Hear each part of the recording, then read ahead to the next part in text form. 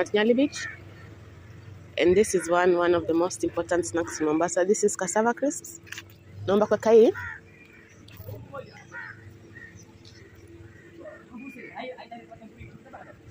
My cassava crisps.